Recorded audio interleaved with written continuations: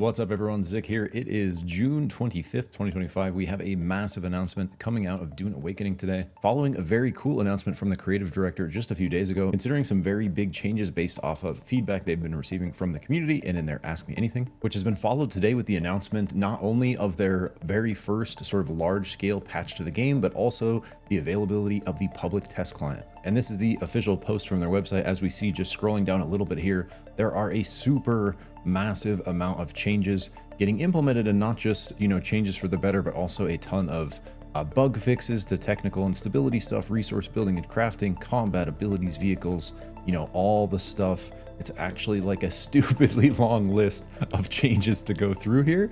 And so rather than, kind of read through all this and have it be a 3-hour video, what I'm going to do instead is I have already read through all this. So I'm basically just going to go and highlight the things that I think are really relevant and important to the majority of the player experience. My goal here is to just give you a quick preview of kind of the major changes in as little time as possible so you can digest this and move on. So in this first chunk, they're essentially just saying that they have launched a publicly available PTR. If you have purchased the game, you will have access to the public test client as of today. And the build that public test client is going to start on is 1.1.10.0, which is essentially the build for the next giant patch that's going to be releasing with all these features. We can see right here the timing on this patch is looking to be a few weeks out. And the main thing to note here is for this PTR in specific, they are mainly looking for critical technical issues. They're not necessarily looking for more of the gameplay feedback. They got a ton of that in the AMA, right? And so basically just echoing that they're looking to kind of like stress test this for technical issues. They also call out that future PTRs may be more than just, kind of trying to test the technical bounds of stuff, but they do mention that's the kind of main thing they're looking for in this one. Something else really cool about this is that your character progression on these realms, the public test realms, will actually be saved. So the next public test realm that comes out to test the next patch, you should actually have that same character in there if you're trying to test stuff. So I think that's really cool if you're looking to, kind of help test the front here. All right, now let's get into the meat of it. So we can see right here, they call out, kind of some highlights, some of the, changes they think are most important or most relevant. We can go through these real quick. Sandworms now linger a bit around spice fields that have been recently harvested from. So if you have harvested from a spice field, it's going to be a little sketchier as the worms will be lingering. We have a reduced frequency of NPCs fighting each other in the Haga Basin. We have the Play Now button now filters out private servers by default. Some streamer protection here to hide their name on the sync chart, as well as their sector name in the deep desert. In the exchange, you can now list items from your ornithopter inventory. And really big here, the PvE area near the shield wall in the deep desert has been expanded to cover row A, B, C, D, and half of E. If we scroll down a bit to where this change actually is in the patch notes, we can see right under it says control points in the deep desert are now PvP areas. So there's still going to be, like they mentioned in the feedback from the creative director, there's still going to be very much encouraged areas of PvP with potentially greater rewards if you're willing to fight over them. All right, starting off in the big section of features and changes with technical instability, there's some really cool stuff here.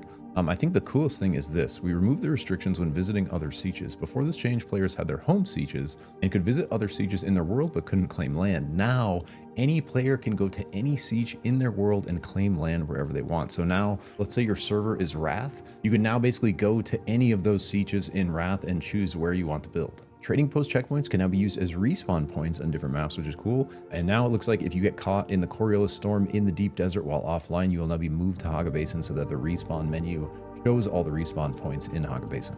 All right, into resources, building, and crafting. If you pick up an NPC corpse, it's not going to show that weird empty box anymore. 3 new weapon schematics added to Asmara Effendi, the Harko village weapons vendor, and the Atreides decorations were moved off of her onto the actual structure vendor here. The vehicle backup tool, as well as the Solido replicator, can now be crafted at the more advanced survival fabricator. Down into combat, the buggy turret camera should be improved. Visual improvements to buff and debuff icons on the screen in the UI for legibility. I really like this. New VFX created to indicate the way sword parrying staggers multiple targets. Updated the dagger slow blade animations to make the stab connect better. They've changed the way the suspensor dash ability costs, where instead of costing a flat 75 power, it's now going to cost 20% of your maximum power. And so it's basically going to allow it to scale across different tier power packs and feel similar, while also making it more costly at like the higher end. This is kind of huge. It is no longer possible to jump while under the effect of Crippling Strike. So if you're using Crippling Strike, especially for PvP, it has gotten even better here. It seems like there's some pretty big changes to the way these grab fields work that kind of like lock you in place. You're now going to be able to actually perform melee attacks in there, but it's going to give like that exhausted animation, but you still are actually going to be able to move. And there's a change we'll see below somewhere where you're actually going to be able to like get out of like a non-zero amount of momentum. So if you just get caught in that grab field, there should be a way now where you can actually like get yourself out instead of just being stun locked there for like 10 seconds or whatever. And they updated the description on this, which is how it's always worked. They just wanted to make people aware that the range damage passive ability increases damage with all ranged weapons, not just darts. Coming down to vehicles, this one's really big. Improved interaction with vehicles. It should now be easier to enter them from different angles. So if you're finding it annoying to run up to your buggy or your ornithopter trying to get in from like different angles, it should be a lot better now. There's now a failsafe for ground vehicles can no longer be stuck in a flip state. And another similar kind of wonky vehicle thing, if you exit an ornithopter mid-air, instead of it gliding off into the distance, away from your reach, it's now going to sort of crash straight down, and that should hopefully help people that, you know, accidentally exit their thopter or disconnect or something, should be able to at least find where it came down. Yeah, this is what I was talking about with the grav fields. Updated anti-grav fields to allow for stationary targets to get out of them rather than being locked into their initial zero velocity. Into world building and exploration, sandworms now linger a bit around spice fields we talked about from the highlights at the beginning. Miscellaneous journey step improvements. There also is a bunch of bug fixes along the lines of the journey steps that we'll see below. And this is the big kind of deep desert PvP one that was mentioned in the post they put out from the creative director a few days ago, where essentially they're going to be expanding the PvE zones in the deep desert, and they're going to be adjusting it. So basically control points, certain areas are now designated PvP areas. And if you kind of read that feedback post, is essentially what they're looking to do is like they want the PvP to be like warranted from both sides. Like they want both parties to be wanting to fight instead of one party not wanting to fight and the other party just murdering them. And so they're giving players more space and more reason to do PvE activities in the deep desert. And they also mentioned that there's going to be, you know, some amount of like increased resources and stuff like that. So the PvP areas, it's going to be essentially higher risk, higher reward is the idea. And they also mentioned that there are going to be future plans for other, you know, more PvE prolific endgame zones, you know, where it's more generally like a work together type zone than the deep desert, which is more of a kind of like PvP extraction type. This is probably my favorite change of the whole freaking thing. They finally added a keybind so you can change your quick loot off of spacebar. And why E is interact with every single thing and spacebar is quick loot, this has just made zero sense to me the entire time. And there wasn't a way to change this keybind. So now you can actually change this stupid quick loot keybind off of space and no longer have to jump like an idiot every time you're trying to spam quick loot. The compass now shows a consistent colored line representing which zone the player is. That's kind of interesting. Another big one here, in the exchange, items can now be listed from and claimed to the vehicle inventory of your ornithopter. That's really cool. Players can now report other players' messages from the chat as well.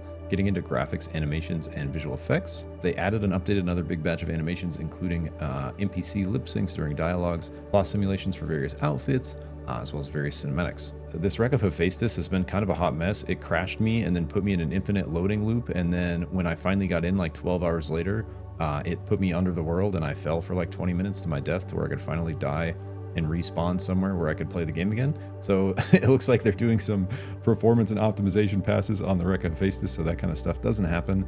They mentioned some of it in the bugs as well. Some light machine gun improvement to visuals and like hit effects. Coming into audio, rebalanced audio levels on sandstorms to make the audible experience better. Your blood purifier is actually going to make some noise now. There's some improvements to melee audio. They added new sounds for spice bloom geysers, like explosion. The volume of the ornithopter engine has been tuned down a little bit, and they replaced the radio show placeholder sound effects now with an actual radio show we can listen to on Arrakis. All right, so that's some of the kind of main features and changes you can expect from this patch. And then there's just a massive slew of fixes down here where we kind of go through all those same sections, except instead of looking at, you know, new features and added stuff, we're looking at stuff they're adjusting and fixing. So this is like an incredibly long list here. And so I will link directly to this post in the description if you want to read this stuff for yourselves, but I'll kind of just give each section, you know, a little bit of screen time here so you can kind of get an idea of the stuff they're fixing. But there's just kind of so much here, and a lot of it's so specific that, you know, I don't know how valuable it would be to kind of read through these in the video. And so I think, you know, if you're interested in kind of digesting what these changes are, probably just taking a look at the article yourself, you know, kind of get an idea of what they're focused on. But I will say, in general, a lot of these fixes seem pretty good. Like a lot of them are pretty niche, but that's good because they're essentially fixing, you know, not only the big problems, but also a bunch of tiny problems to hopefully make the overall game experience feel much better. While we're on it right here, there's a couple of really big ones under abilities. Player will no longer lose 1 skill point when respecing their skill tree. I didn't even know this was a thing. That is pretty brutal. And so hopefully, like, they're going to refund any skill points that players have lost this way. But apparently we were losing 1 skill point every time we respect our skill tree, and we're also losing learned emotes. So those are pretty brutal bugs that are hopefully getting fixed, and hopefully anything lost here is going to get refunded, even though they don't necessarily mention that. And then another thing right here, adjusted the cooldown that you get when equipped abilities fail. It is now a universal 2.5 second cooldown. So, like 1 second longer than like the WoW global cooldown here. Bunch of vehicle stuff, pretty big one here. When the player gets blocked inside vehicle collision, they can now actually exit instead of being kind of trapped in there. World building and exploration. It looks like there's a little kind of like exploit fix up here where people were logging out to lose their radiation and logging back in. And so you will no longer be able to do that. You actually have to get out of the radiation like as intended to be able to reset your radiation. And yeah, there's just like a ton of changes here as I kind of scroll down, just a ton of little fixes, big fixes, all kinds of stuff. Some nice fixes and adjustments to the story and new player experience. More fixes and adjustments to user interface. Like pretty big list here. And then coming down to graphics, animations, and VFX, we also have just a crap ton of changes as well. And then finally, audio, and closing it out with other. Last one I want to call it here, you can also now add keybinds for if you want to exit climbing, which is, by default, the crouch button right now, and also for exit vehicle, which is primary interact. So for example, if you're finding yourself accidentally ejecting from your Thopter because you're pressing interact, maybe you want to change this to a different bind, right? You can now actually do that. And now if you're using a controller and you're alt tabbed, it shouldn't still process game input as it has. Boom. And that's pretty much it for this one. Like we say, just a massive kind of slate of changes, but some really good looking stuff, not just on the, kind of features and highlights getting added, but also on the bug fixes and technical side of things. So I hope this video was useful to you. I hope it kind of gives you an idea of what these changes are in a pretty brief format. I make all kinds of videos on all different kinds of games, mostly focused around RPGs. So if you're interested in more content like this, consider subscribing. Otherwise, if you found the video valuable, don't forget to give it a like, share it, all the good stuff to help the algorithm. That really helps me out. With that, I just want to thank you so much for watching, remind you to take care of yourself, and keep surviving. Catch you in the next one. Peace.